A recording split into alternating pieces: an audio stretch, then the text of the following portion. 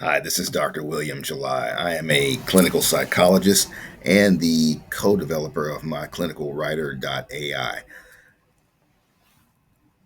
There are three distinct features in this app: Smart Dictate, which listens to you while you are with a patient or a client and then generates notes; Smart Text, which allows you to upload or type in notes without being listened to; and Smart Query. Smart Query is where we are going to focus right now. Smart Query does two things. It actually allows you to get research answers. You can research questions, and the other function of it is to summarize information into paragraph form. So, if you have a question, for example, let's say I wanted to know what are best practice interventions for chronic PTSD. Let's say you're a therapist and you want to know this. Let's say you're writing a psych eval and you want to know this. So you can just put that information into Smart Query. Smart Query is going to go search that for you. What's the difference between that and a Google search? This is smarter. This machine is smarter than a Google search because it's going to actually format information for you. It's going to pull all that information and format it for you because it already is an app that knows that you need this for clinical use. So it's thinking it for you in that form rather than a pull from Google will typically give you the information, but the information will have to be, you'll have to go back and work through that information. So you see that it gives you some best practice interventions. Now you could also go back and do that, and you could tell it you want references, and it will give you references. So if you did this, now you're only giving an advanced command. I'm going to say provide references. So I'm giving it an advanced command there. Anytime you want to give it commands, you place them in parentheses like that. And that tells the app to do that. And you can do that in reports as well. When you're using the app for reports, you can use those parenthetical phrases to also cause it to generate specific information that you want, or to hold information in a certain place in the report, or to not tamper with something in a report.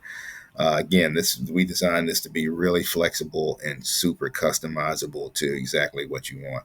So that's an advanced tip and trick right there, is using those parenthetical phrases. There's no keywords to the parenthetical phrases, just put them into plain English. So now what it's doing is it's doing that same search that I just gave it, but now it's doing that and asking for references.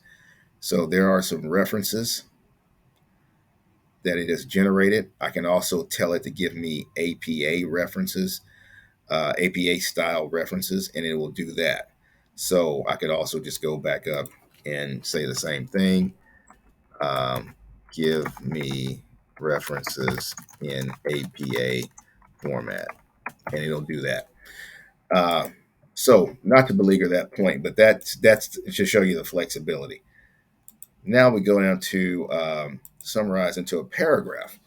So I can also take information, as I said earlier, things like test information that I might want to compress or I might want to summarize. It's not always that I want to compress it. Sometimes I just want to summarize a lot of complex data. Um, I can do that with this tool.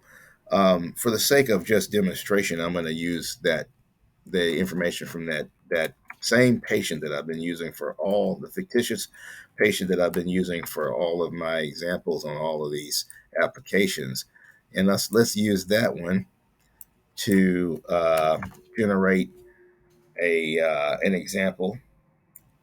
Well, it's still down here trying to get the other information that I did ask it for, uh, which it just did.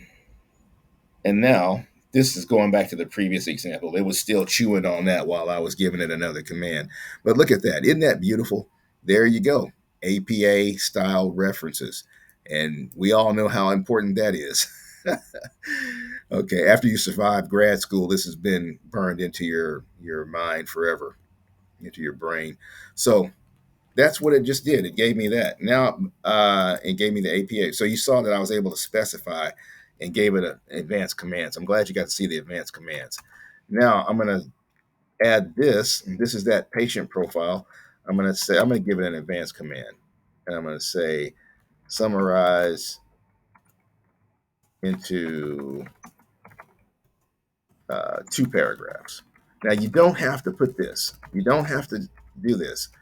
I'm just an advanced user because I've been using this for a while now, and so I know some of the tips and tricks to kind of, and I want you to have that information. But you don't have to do that. You can. It's going to summarize it anyway, very well for you. But I just want to, for the sake of demonstration, want to show you that great function. You might also find yourself using more than one tool together. Like, for example, when I'm doing reports, I prefer to use smart text. I prefer to type my notes out and then enter them into smart text. So then when I get to certain parts of the report, like testing summaries, uh, I will often use smart query to chew up that testing information and to put it in a nice, digestible, readable format, in a summarized format. Again, it's all editable, so I'm going to be heavily editing because I'm the clinician, not the AI, right? But it can be very helpful in getting that information into draft form. And there's my 2 paragraph summary that I commanded it to give me. Beautiful. So, again, as I've said before in the other videos, you got to try it. There's really no way to explain how awesome this is unless you see it. And then when you start using it and you start feeling that you're not drained at the end of the day, drop me an email and let me know because that's what's going to happen. Okay, give it a try.